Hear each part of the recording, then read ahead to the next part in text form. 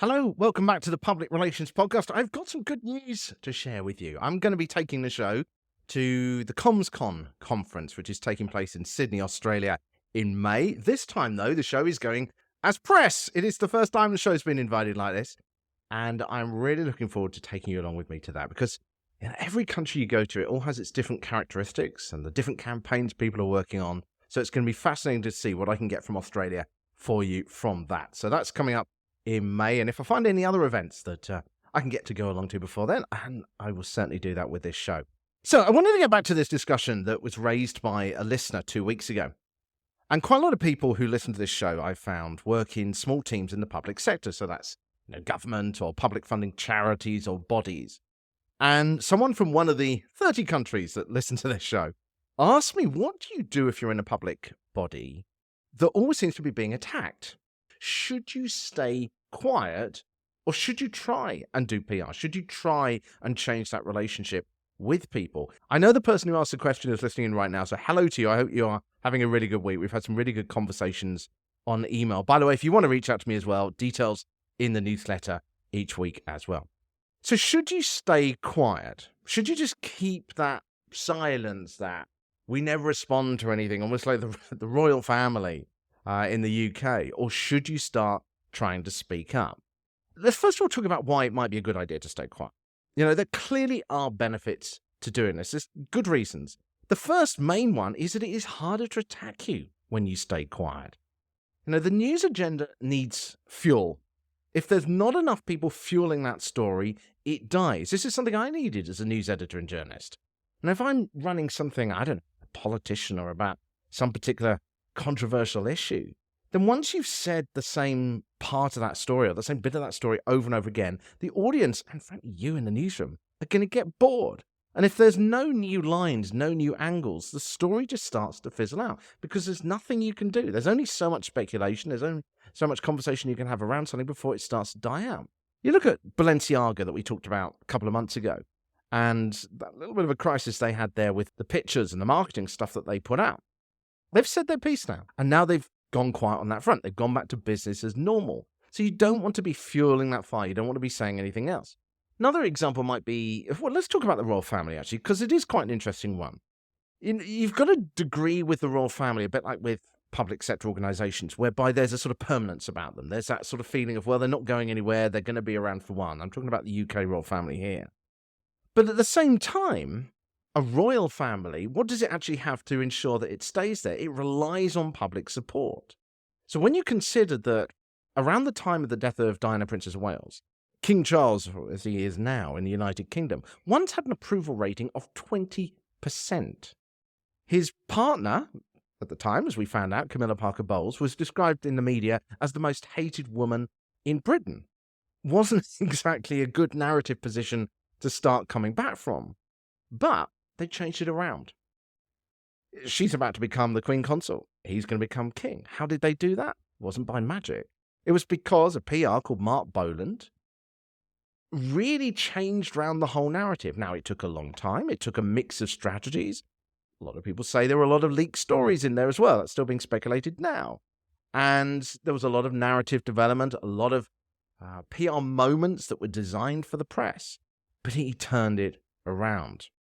So while the royals themselves may officially have this approach of never complain, never explain, something had to be done. A message had to be put out to turn that around. One of the problems I think you have with public sector organisations, such as the situation that the person that wrote into me has, is that when you've got a government body, they're very easy to attack. What do most government bodies do? They take money off you, or they do things that you don't like. They take away elements of your freedom, even if there is a good reason for doing that. That's still the way that it often comes across. And because of this permanence, and because of the fact that they often don't have any kind of emotional bond with the public, they're just seen as this thing out there, and their press releases are often cold corporate statements, it's very, very easy to attack them. I talked about this a few weeks ago, that it is much harder to attack an individual that seems to be doing good for people than it is to attack an organisation, a faceless organisation, which is very easy to lay into. I mean, you do it as a journalist as well. So taking the attitude of we don't comment unless we have to is certainly a strategy that works. It is certainly possible. If you're in that position whereby you've got a permanent organization that isn't going anywhere to stay quiet, and that's going to reduce the amount of criticism you're going to get. Yes, you're going to get criticism, but you're not going to fuel that fire. You're not going to fuel the narrative. So why might you want to speak up? Well, think about it this way. Do you need to get a message across? Because if you don't, maybe you don't need to speak up. Comms is the way to change around the perception of things. It's the way to manage that, whether you're doing it through paid communications or through organic communications or whatever. It is the way to turn that around. So do you need to? If you do, then you probably need to start thinking about speaking up. But ask yourself why you need to do that. Be clear on that. Reason 2.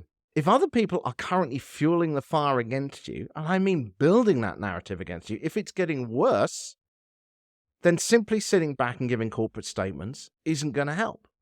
If they've got enough ammunition to use against you and that's relentless, then at some point you might want to start trying to change that narrative around. And even if you can't turn it around, at least to counteract the amount of damage that's happening.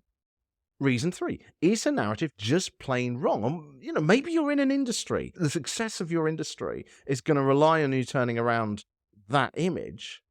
And at the moment, what you're doing inherently attracts criticism, in which case, again, there may be a need to start turning that narrative. You may be under pressure to do it, in which case you're going to need to use comms. I'll give you an example. Say you're a startup and you're operating in, say, the wealth management space or private jets or coal mining or something like that, which naturally has an immediate narrative of being a critical one. In wealth management or private jets, you've got people who are always going, oh, the rich and famous are doing this and that. In coal mining, you're talking about the ecological arguments. Again, this is a PR show. This is not about the morals of that. The other shows discuss that stuff. But the point is that if you're coming from a position whereby you're naturally being attacked, then it could well be worth you putting in a comms strategy to start counteracting this. So in short, why might you want to speak up? Is there something that you need to change? Can you not achieve your goals without changing that narrative? If you're going to achieve your goals without doing it, then you might as well just stay quiet. And I guess there is one other approach, which is, do you want to turn around the narrative? Maybe it's because someone above, some management is saying we need to turn this around, or maybe you're organizing a campaign. That is your sole goal, to try and change attitudes on something, in which case, again, you're going to need to speak up. So there's a few good reasons to actually do it, but can you win? I'll talk about that in a second. Quick timeout. Don't forget you can get all the notes in this show and all the other ones sent directly to you via the newsletter. It comes out a week after the episode, but you can also find the latest notes from this episode on the PR manual section of the website right now. It's at thepublicrelationspodcast.com, thepublicrelationspodcast.com, and you can get the newsletter there or go to the manual. So, can you win at this game if you're trying to fight back against a narrative which is against you?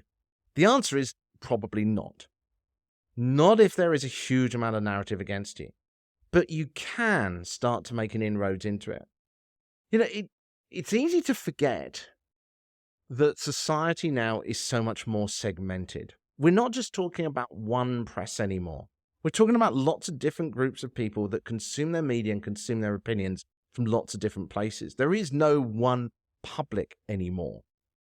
And that means that you can start to change around the narrative within certain groups. And if those groups are the ones you need to reach, then maybe it really is worth doing.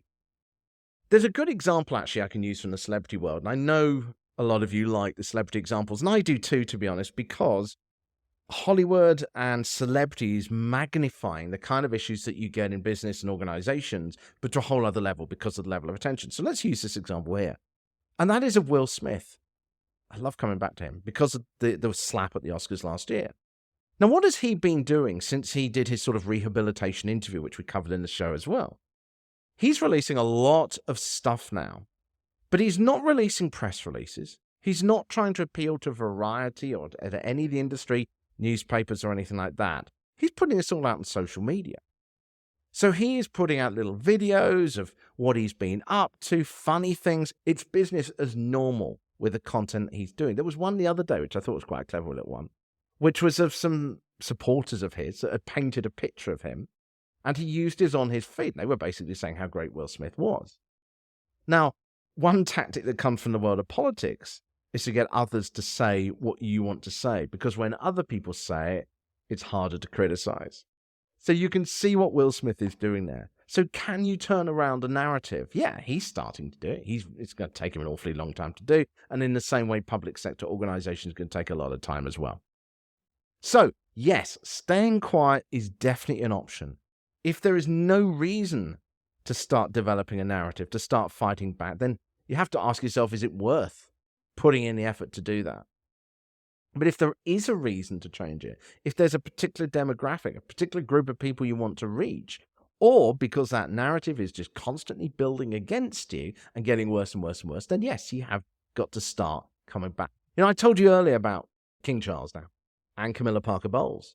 Mark Boland was the man who turned that around. And he turned it around from a 20% approval rating for Charles into 75%.